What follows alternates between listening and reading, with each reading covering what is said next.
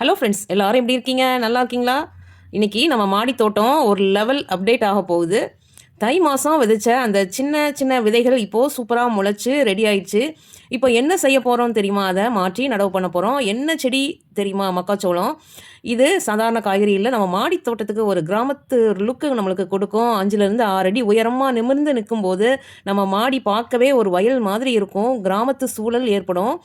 மண்கலவை எப்படி ரெடி பண்ணணும், தண்ணி எவ்வளோ ஊற்றணும், இந்த மக்காச்சோளத்துக்கு என்ன உரம் போடணும், பூச்சி வந்தால் என்ன பண்ணணும், எவ்வளவு நாளில் அறுவடை செய்யலாம் அப்படின்றத இந்த வீடியோவில் எல்லாத்தையும் டீட்டெயிலாக பார்க்க போகிறோம். வாங்க இப்போது மக்காச்சோளம் மாற்றி நடவு பண்ணுறத முழு டீட்டெயிலாக பார்க்கலாம். அதுக்கு நான் இப்போ 25 லிட்டர் வாட்டர் கேன் எடுத்துகிட்டு அதில் ட்ரைனேஜ் ஹோல் போட்டுட்டு பெயிண்ட் அடித்து காய வச்சு எடுத்துகிட்டு நீங்கள் அதில் தண்ணி தேங்காமல் இருக்கிறதுக்கு 4லேருந்து 5 ஹோல்ஸ் போட்டுக்கோங்க. சரியா? போட்டுட்டு குறைஞ்சது அந்த கண்டெய்னரோட அந்த வாட்டர் கேனோட ஆழம் வந்து 1.5 அடி இருக்கிற மாதிரி இருக்கணும். வாட்டர் கேன் இல்லாட்டியும் நீங்கள் 1.5 அடி ஆழம் இருக்கிற மாதிரி பிளாஸ்டிக் டப்பு எதுனாலும் எடுத்துக்கலாம். சரி, இப்போது நம்ம காஞ்ச இலைகளை நல்லா ஒரு லேயர் வந்து அந்த வாட்டர் கேனில் ஃபுல்லாக போட்டுக்கலாம். கால் பகுதிக்கு மேலே போட்டுட்டு இன்றைக்கி எதுக்காக இந்த காஞ்ச இலைகளை நம்ம ஒரு லேயர் கீழே போடுறோம்னா நல்லா ட்ரைன் ஆகி ஊற்றுற தண்ணி வந்து நல்லா ட்ரைன் ஆகி வெளியே போகிறதுக்காகவும் மண் வந்து நல்லா காற்றோட்டமாக இருக்கிறதுக்காகவும் அந்த இலைகள் வந்து காய்ந்த இலைகள் வந்து காலப்போக்கில் அது வந்து உங்களுக்கு இயற்கை உரமாக மாறுறதுக்காகவும் அடியில் வந்து இந்த காய்ஞ்ச இலைகளை போடுறோம். இப்போது முக்கியமான பகுதி மண்கலவை. நம்ம பயன்படுத்துகிற மண் என்னென்ன அளவில் நம்ம பயன்படுத்தணும் அப்படின்றத பார்க்கலாம். 50% வந்து கல் இல்லாத நல்ல தோட்டத்து மண்ணை எடுத்துகிட்டு 30% மாட்டு தொழு உரம் இல்லைன்னா ஆட்டு தொழு உரம் நல்ல காய்ந்த தொழு உரமாக இருக்கணும், மக்கிய தொழு உரமாக இருக்கணும். 20% வந்து வெர்மி கம்போஸ்ட் மண்புழு உரம் எடுத்துக்கோங்க. இது எல்லாத்தையும் நல்லா மிக்ஸ் பண்ணி நம்ம நல்லா சாஃப்டான மண்ணாக ரெடி பண்ணி வச்சுக்கணும். அதை தான் நான் இப்போது காஞ்ச இலைகள் போட்டதுக்கப்புறம் இந்த கலந்த மண் கலவையை அதில் ஆட் பண்ணிவிட்டு இப்போ நம்ம தை மாதம் விதைச்ச விதைகள் நல்லா முளைச்சி 10லேருந்து 12 நாட்கள் ஆச்சு. ஸோ அதை நம்ம இப்போது தனியாக எடுத்து நடவு செய்யலாம். இப்போ ரூட் வந்து டிஸ்டர்ப் ஆகாமல் மெதுவாக நம்ம எடுக்கணும். நடவு செய்யும்போது அதை ரொம்ப ஆழமாகவும் புதைக்கக்கூடாது.